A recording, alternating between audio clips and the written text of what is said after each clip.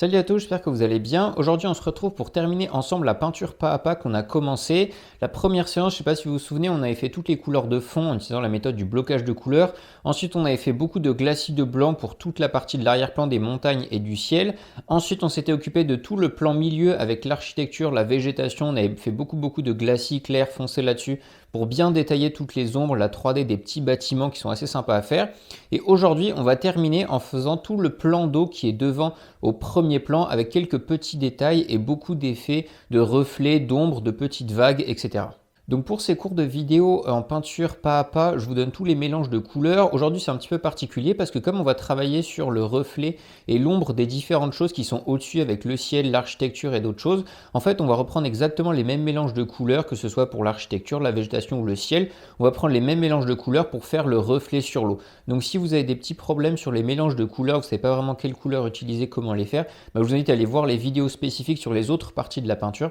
Ça vous aidera à comprendre quelle couleur j'ai utilisé pour faire les mélanges qu'on va utiliser aujourd'hui et dont je vais vous parler. Donc quand on s'attaque à des grands morceaux d'eau comme ça avec des histoires de reflets, de petites vaguelettes, c'est souvent assez compliqué. Il y a beaucoup de choses, surtout quand on regarde une photo comme modèle, il y a beaucoup de choses dessus. On a l'impression que c'est impossible à faire et c'est le cas parce qu'il y a vraiment plein de petits détails, de petites touches côte à côte. Comme partout dans la nature, il y a trop d'éléments. Donc aujourd'hui, on va voir comment faire le tri dans une photo pour arriver à ce genre de résultat où on donne un esprit réaliste à la peinture. On n'est pas non plus impressionniste ou abstrait, on a quelque chose de réaliste sur le résultat final, mais on ne va pas non plus s'amuser à faire tous les détails et à passer des heures et des heures pour faire l'eau. Ici, je crois que pour faire toute la partie de l'eau en seconde couche, j'ai passé 1 heure à peu près, donc vous verrez comment le faire en vidéo avec moi. Si la vidéo vous plaît, n'hésitez pas à vous abonner et à la liker. Et puis on va tout de suite passer au cours vidéo accéléré où en fait devant la peinture en temps réel, je vais vous montrer et vous expliquer toutes les techniques que j'utilise pour faire ça. C'est pas très compliqué. En fait, on commence par faire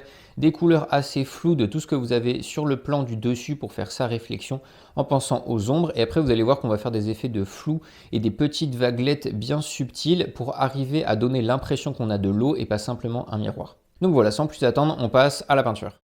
Comme vous le voyez, à la première couche, on avait simplement essayé de garder les mêmes couleurs que sur le plan du dessus pour faire un petit peu de réflexion sur l'eau, avec des tons de beige, de marron, du bleu ciel à certains endroits, pour essayer de commencer à projeter un petit peu les motifs de la réalité du paysage sur l'eau comme leur reflet.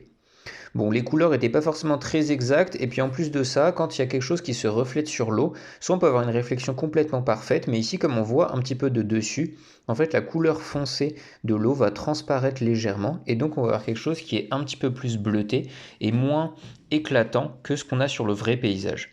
Donc pour rendre compte de cet effet-là, en fait, je passe un glacis bleu foncé un petit peu partout, donc c'est un mélange de bleu outre-mer et de marron foncé, qui va me permettre de retravailler légèrement toutes les couleurs de mon plan d'eau.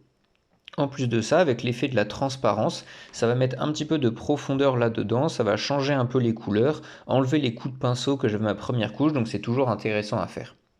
Vous voyez qu'avec mon glacis bleu, je commence surtout sur le premier plan qui est le plus proche de l'observateur à mettre des petites vaguelettes. En fait, toutes les vaguelettes qu'on va mettre sur l'eau, on va les travailler en essayant de faire des grandes vagues au niveau de l'observateur, donc tout en bas de la peinture, et ensuite des vagues de plus en plus petites, voire invisibles, au niveau de la statue qui est l'eau la plus loin de l'observateur. C'est assez important de le prendre en compte parce que c'est ce qui va donner de la perspective. Si vous faites des vagues aussi grandes devant que tout au fond, ça va pas être très véridique. En fait, vous avez quelque chose qui n'a pas de perspective, donc on ne le ressent pas très bien. Donc il faut essayer de bien le faire sur votre peinture. C'est pour ça que j'ai fait des vagues assez importantes au premier plan avec mon pinceau qui sont très grosses, et puis après au fur et à mesure on en fera avec des pinceaux plus petits vers le fond pour diminuer leur taille. Ensuite, vous voyez que je retravaille un petit peu la réflexion du paysage et de l'architecture sur l'eau. C'est très important sur l'architecture de bien travailler les ombres et les clairs. En fait, c'est simplement ça qu'on va voir. C'est pour ça que j'ai mis des gros coups de pinceau foncés au niveau des arches pour bien faire leur reflet sur l'eau parce que ça va faire un gros trait foncé. Et pareil pour les zones assez claires, des tours, des petites arches et des murs où là, en fait, j'ai fait quelques petits traits verticaux pour bien travailler ça. Vous voyez que sur les parties qui sont proches de l'observateur, je fais des petites vaguelettes avec mon pinceau, là dans la zone bleu ciel, ou bien sur les zones de reflet du mur, j'ai fait des petites vagues partout, avec des couleurs légèrement différentes de ce que j'avais fait aux premières couches. Ça permet d'ajouter de la complexité, parce qu'en fait quand l'eau bouge, ça va refléter toutes les couleurs qui sont autour, ça va faire des mélanges, etc. Donc Apportez vraiment beaucoup de complexité, beaucoup de nuances et de différents tons foncés et clairs de vos couleurs, c'est très très important. Et ensuite, je fais toujours des vagues plus grosses vers l'observateur et à mesure que ça se rapproche des tours au loin, en fait, je les fais quasiment plus parce qu'on ne les voit plus. Je travaille de la même façon au niveau de la statue sur le reflet. Il y a des grands reflets des plis de la statue qui sont très clairs. Donc je les ai éclaircis un petit peu et j'ai rajouté des vaguelettes. Et ensuite pour les foncer, c'est un petit peu le même processus. On rajoute des vaguelettes, des nuances et des petites choses par-ci par-là. Bon, ensuite, j'ai juste à travailler rapidement le visage de la statue et un peu quelques détails, c'est pas très important. Un peu de portrait là-dedans, on va dire. Mais c'était juste pour les détails. Voilà, j'ai retravaillé rapidement le visage, la main. J'ai bien refait les contours pour que ce soit bien net et qu'on n'ait pas l'impression que ce soit trop flou. À cet endroit-là, je voulais que ce soit assez détaillé. Ensuite, on va passer à quelques détails. Donc là, c'est des petits bateaux que je fais à la surface de l'eau. Ça, c'est vraiment pour apporter de la vie dans la peinture. En fait, globalement, ça ne va pas changer de loin, on les verra quasiment pas. Donc c'est vraiment de l'ordre du détail, si ça vous amuse de les faire. Vous pouvez créer une petite histoire, faire une bataille navale devant la ville, rajouter des personnages, voilà, faire des bateaux un peu extravagants comme je suis en train de faire là, où on a une espèce de bateau avec deux mâts, un peu à la façon d'une pagode, avec des voiles qui sont repliés, ou bien des voiles écartés en forme de soleil, comme on les fera juste après. Pour ce genre de petits détails, c'est bien important en fait de s'entraîner en grandeur nature. On va dire, vous prenez une grande feuille A4 et vous faites un gros bateau dessus. Comme ça, vous pourrez passer tout votre temps à bien le détailler, bien travailler les ombres, les clairs, les petits détails, voir comment se placent les couleurs, voir comment se placent les reflets sur l'eau après, parce que c'est très important de ne pas les oublier. Et en fait, une fois que vous avez travaillé bien en grand sur une feuille comme ça, vous serez capable d'en faire des petits au milieu d'une peinture beaucoup plus facilement. Parce que là, les petits bateaux que vous voyez, ils font 2-3 cm de taille, alors que sur une feuille A4, vous avez la place de détailler, de tester des choses. Ici, il faut vraiment bien savoir comment les faire pour bien les réussir. Parfois, on se dit que les petits détails sont plus faciles à faire, on peut un peu cacher qu'on ne sait pas vraiment les peindre.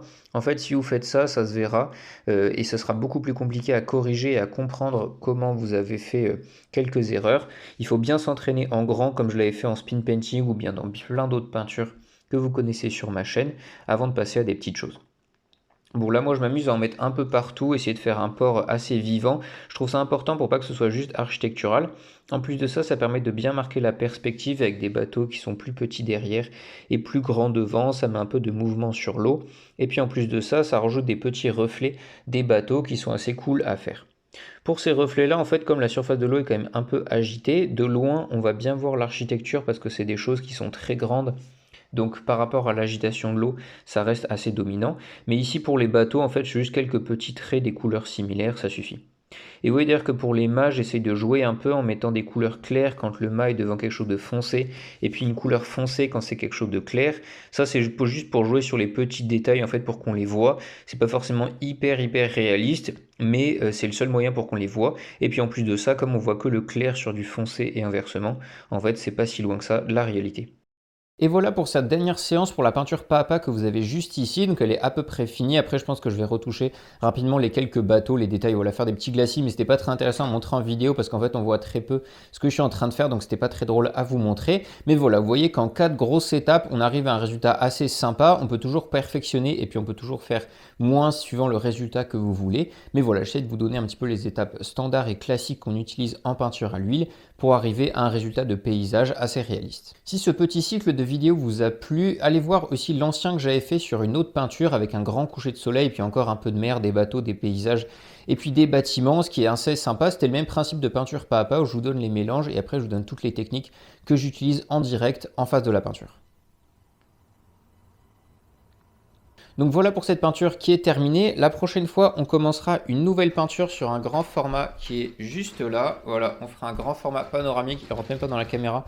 Ça va être compliqué de le peindre en vidéo. Donc je vous montrerai toutes les étapes. Voilà comment aborder un grand format. Et puis après, on verra les spécificités du paysage que je ferai sur cette toile. En attendant, portez-vous bien, peignez bien et puis à la prochaine.